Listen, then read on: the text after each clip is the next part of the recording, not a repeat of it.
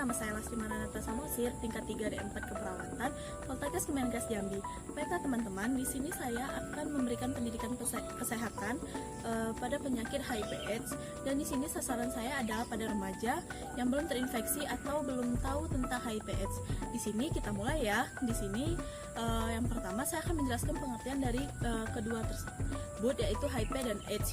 Nah, di sini HIV merupakan suatu kepanjangan dari Human Immune Deficiency Syndrome. Nah, sedangkan AIDS adalah Acute Immune Deficiency Syndrome.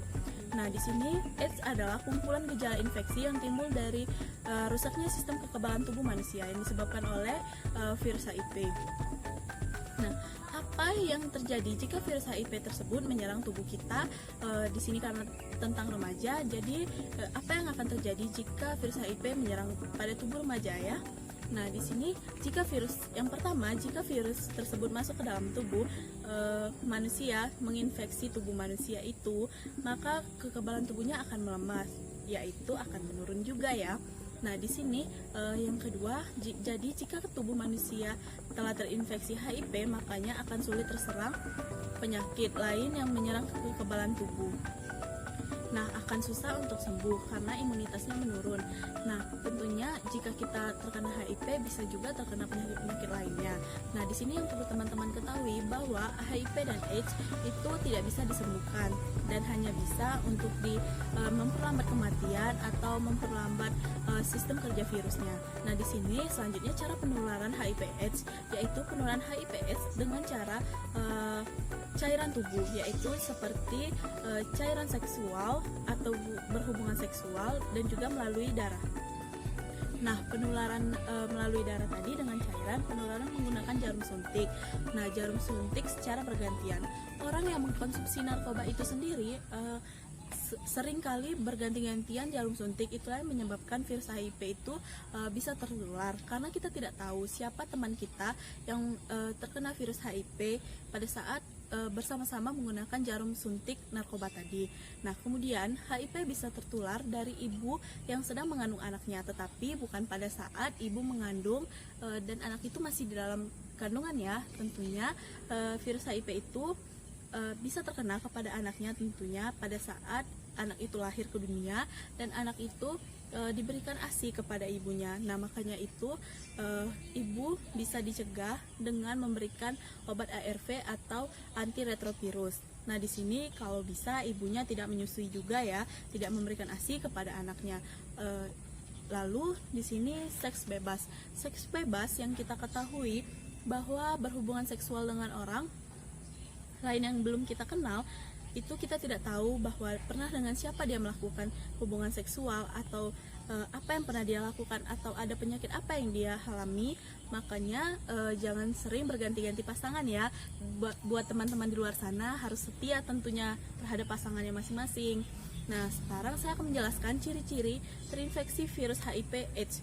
Misalnya diare yang tidak sembuh-sembuh, meskipun sudah minum obat-obatan, apapun yang membuat diare itu sembuh, tapi tidak akan sembuh juga. Nah, selanjutnya yang kedua ada sariawan yang terus-menerus sudah minum obat apapun juga. Nah, itu sama saja tidak sembuh juga. Nah, selanjutnya batuk, demam, panas naik, tidak sembuh-sembuh juga, sudah minum seperti obat paracetamol atau yang lainnya, tetapi panas itu tetap tinggi saja. Nah, itulah ciri-ciri orang yang terinfeksi HIV. Nah, di sini masa inkubasi HIV atau AIDS, masa inkubasinya kurang lebih sampai 10 tahun. Nah, buat teman-teman di luar sana ataupun para remaja lainnya, di sini kita belum tahu bahwa kita terkena infeksi virus atau tidak. Nah, di sini itulah yang di sini saya memberikan Menkesnya, yaitu teman-teman agar bisa waspada lagi. Nah, teman-teman bisa memeriksakan diri ke tenaga kesehatan lainnya, contohnya puskesmas, rumah sakit, laboratorium terdekat di rumah kalian, di lingkungan sekitar kalian. Di sini ada atau tidaknya gejala atau tanda-tanda yang kalian rasakan, kalian tentunya harus lebih waspada untuk memeriksakan diri kalian. Nah, di sini kita tentunya bertujuan memeriksakan diri kita, bertujuan untuk menyayangi diri kita sendiri, menyayangi keluarga, tentunya menyayangi lingkungan yang biasa di sekitar kita. Nah, karena kita bila kita terkena virus HIV, tentunya kita akan menularkan ke keluarganya. Nah, di sini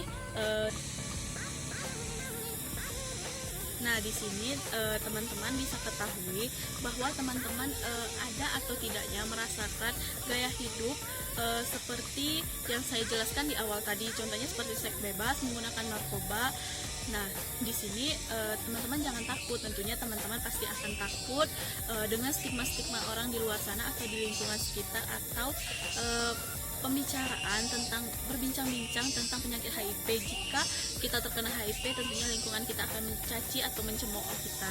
Nah, tapi teman-teman jangan takut untuk memeriksakan diri, karena pemeriksaan diri lebih dini sangat baik dan sangat bermanfaat tentunya bagi kesehatan tubuh kita. Karena tentunya seperti teman-teman tahu, kata pepatah, ada yang pepatah mengatakan mencegah lebih baik daripada mengobati. Nah, selanjutnya di sini kalau teman-teman terlanjur merasakan ada gejalanya, jangan lupa diperiksa kesehatannya ya. Baiklah, di sini untuk anak-anak muda di luar sana, nah, jangan masuk ke pergaulan bebas ya. Nah, jauhi dari narkoba, jauhi dari seks bebas, karena kita tidak tahu berhubungan dengan siapakah kita di luar sana pada saat melakukan seks bebas. Dan tentunya harus menjauhi narkoba, meskipun tidak bisa menjauhi narkoba, tetapi kalau bisa untuk menghindari yang namanya jarum suntik bersamaan. Jadi di sini kesimpulan saya adalah bagi teman-teman remaja yang jadi untuk teman-teman di luar sana, jauhi, hindari pergaulan yang tidak baik. Nah, untuk menjaga kesehatan kita. Nah, di sini tentunya kita akan menyayangi diri kita sendiri, sayangi kesehatan kita dan jaga kesehatan masing-masing, dan sayangi diri sendiri tadinya. Tentunya sayangi diri kita sendiri, lalu sayangi kedua orang tua kita, dan sayangi teman-teman kita, dan sayangi lingkungan kita sekitar. Baiklah, sekian pendidikan kesehatan yang bisa saya berikan pada sasarannya, yaitu remaja. Lebih dan kurangnya saya mohon maaf. Terima kasih, selamat menonton, semoga bermanfaat.